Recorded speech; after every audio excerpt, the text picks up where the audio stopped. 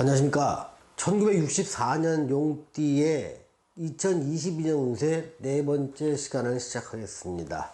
오늘은 경일간, 신일간, 임일간, 계일간을 중심으로 하겠습니다. 먼저 경일간과 신일간을 먼저 살펴보겠습니다.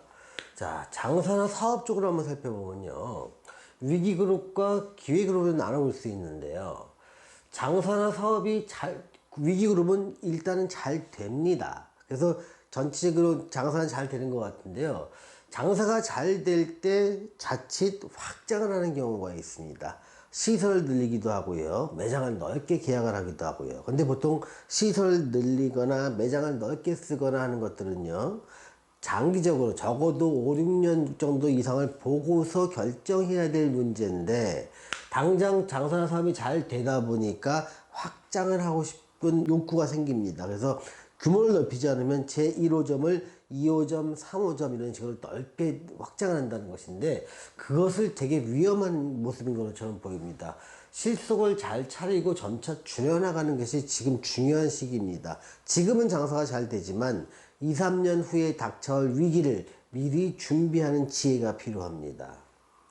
다만 기회그룹이 있습니다. 이들은요, 기회가 왔으니 추진을 하라고 얘기를 하고 싶습니다. 단 사주에 맞는 장사나 사업 등을 그 맞는 형태로 유지할 때 더 커다란 발복을 얻을 수 있는 것입니다. 자, 경일간과 신일간의 직장을 한번 보겠습니다. 직장은요, 위기그룹에서는요, 분명히 새로운 일을 맡게 되는 거는 위기그룹이든 기회그룹이든 똑같은 현상이 발생합니다. 그런데 위기그룹은 이 새로운 일에서 구설이 많이 따르면서 상사와의 부딪힘이 많게 됩니다. 그러니까 보통은 상사와의 부딪힘이 좀 작은 그 지점이나 해외 근무가 조금 좋아 보입니다. 그리고 새로운 일에서는 부설이 따를 수 있으니 내 독단적으로 뭔가를 결정하기보다는 다른 사람들의 의견을 조율해가는 지혜가 필요하기도 할 겁니다. 기회그룹은요, 새로운 일을 갖다 맡게 되는데 이것은 기회로 작용을 하게 됩니다. 또한 해외 발령이라든지 먼 곳에 발령이 난다 하면 이것 또한 기회가 될 수 있으니까 기꺼이 가시는 걸 권해드립니다. 자, 재물의 흐름을 보겠습니다. 경일간과 신일간의 재물 흐름입니다. 위기그룹은요, 재물 흐름이 당분간은 좋습니다. 또 다만 투자는, 그러니까 내가 재물을 벌었으면 그거를 재투자하는 것은 안 하시는 걸 권해드립니다. 또 그게 조심하라고 했고요. 기회그룹도 재물 흐름은 상당히 좋아합니다. 그리고 이 재물을 갖다가 장기적인 안목에서 재투자를 하셔도 좋고요, 또 어느 정도 확장을 하셔도 좋습니다. 자, 경일간과 신일간의 투자 쪽을 한번 보겠습니다. 위기그룹은요, 투자는 매우 조심하고 신중해야 합니다. 또 장기보다는 단기 투자에 집중할 필요가 있습니다. 자, 단기 투자라는 것은 2, 3년 안에 또는 1년 내에 그 투자를 종료시킬 수 있는 걸 말하는 겁니다. 가능한 1년 또는 2년 정도의 투자를 갖다가 종료시킬 수 있는 이런 쪽에 집중하는 게 권해드립니다. 자, 기회그룹에서요, 투자 분위기가 조성되고 있습니다. 그래서 장기 투자는 단기 투자는 어떤 기회가 올 수 있으니 투자는 적극적으로 하셔도 좋을 것으로 보입니다. 자, 대인관계를 한번 보겠습니다. 가족관계 같이요. 위기그룹이나 기회그룹이나 전부 다 대인관계나 가족관계는 대체로 양호할 것으로 보입니다. 사람의 대인관계는 늘어나게 되고요. 다만 위기그룹에서는 자꾸 늘어난 대인관계 속에서의 구설이 생길 수 있다는 점, 이 점만 좀 주의하시면 됩니다. 보통 구설이 생길 수 있을 때는요, 내가 어떤 잘못을 했거나 내 행동이 다른 사람의 입에 자꾸 오르내리다 보니까 그것에 신경이 많이 쓰인다는 얘기입니다. 자, 건강 쪽으로 한번 보겠습니다. 건강은 대체로 양호한 편입니다. 그리고 갑작스러운 질병 발생 가능성이 좀 높을 수가 있는 시기입니다. 그러다 보니까 평소에 건강 관리가 필요해 보이기도 합니다. 자, 기타 부분에 보면요, 삼재의 첫 해다 보니까 해외여행을 하거나 장거리 여행을 하는 것은 굉장히 권해드립니다. 대체로 이런 해외여행이나 장거리 여행은 내가 계획을 해도 좋고요, 계획하지 않는데 급작스럽게 갈 일이 생기기도 합니다. 웬만하면 다녀오시는 걸 권해드립니다. 또 변화의 첫 해이다 보니까 주거의 이동이라든가 사업 장사의 환경 변화가 일어날 수 있습니다. 그래서 이런 경우는요, 보통 위기그룹과 기회그룹에 나눠서 해법이 달라질 수 있다. 이렇게 말씀드리겠습니다. 자, 임과 계일주를 한번 보겠습니다.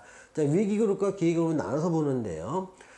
그 사업이나 장사 측면에서 보면 새롭게 확장하고 투자보다 실속을 챙겨야 됩니다. 그러니까 장사나 사업은 어느 정도 되는데 이게 되다 보니까 새롭게 확장하고 2호점, 3호점 내고 또 투자를 더하는 것, 이거는 하지 말라는 얘기입니다. 장기적인 안목에서 볼 때 규모를 잘 될 때 줄여나갈 수 있는 지혜가 필요합니다. 자, 기회그룹은 좀 반대입니다.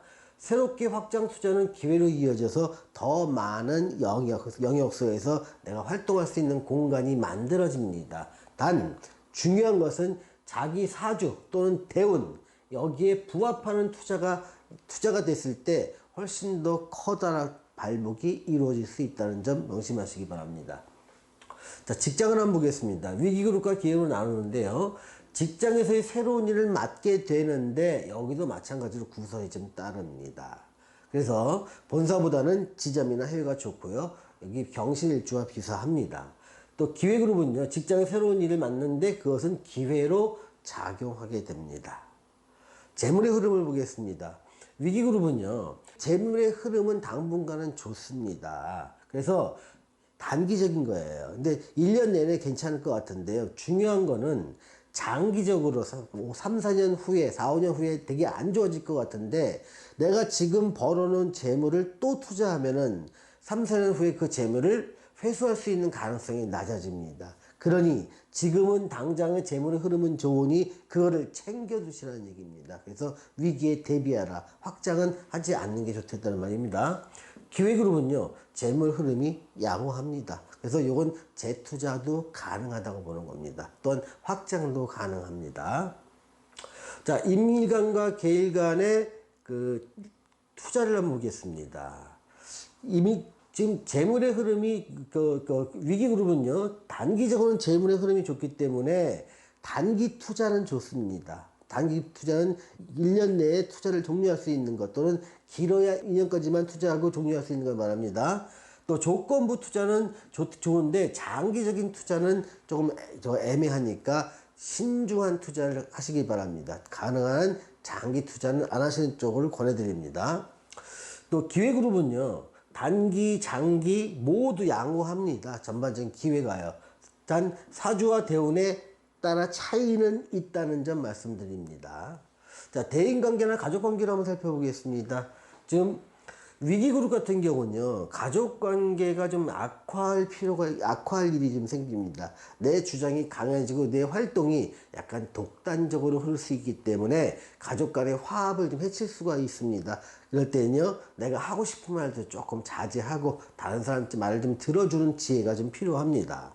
기회그룹에서는요, 대인관계가 넓어지고요, 가족관계도 좋아집니다. 그래서 이렇게 넓어진 대인관계가 나한테 새로운 기회를 부여하더라. 새로운 기회는 인맥의 형성에도 도움이 되고요, 장사나 사업 또는 내가 하는 진로, 취미 이런 쪽에서도 큰 도움이 될 수 있는 가능성이 높은 사람과 만남이 이어지게 됩니다. 건강은 대체로 양호합니다. 근데 아까도 말씀드렸듯이 이 경신일주처럼 좀 갑작스러운 질병이 발병할 수 있는 확률이 높아지는 시기입니다. 그러다 보니까 평소에 건강 관리를 할 필요가 있다는 점 염두에 두시기 바랍니다. 또한 기타 부분에서는 경일주나 신일주처럼 해외여행이나 장거리 여행은 권장하고 있고요. 마찬가지로요, 동일합니다. 주거 이동이라든가 사업적인 환경 변화가 있을 수가 있으니 이런 변화에 맞이해서 대응하는 방향이 두 개의 위기그룹이냐 기회그룹에 따라서 방향은 달라져야 된다는 점 먼저 말씀드리겠습니다. 자, 오늘은 1964년 용띠의 2022년 이민년 운에 대해서 네 번째 시간을 가졌습니다. 자, 시청해주신 여러분 감사합니다.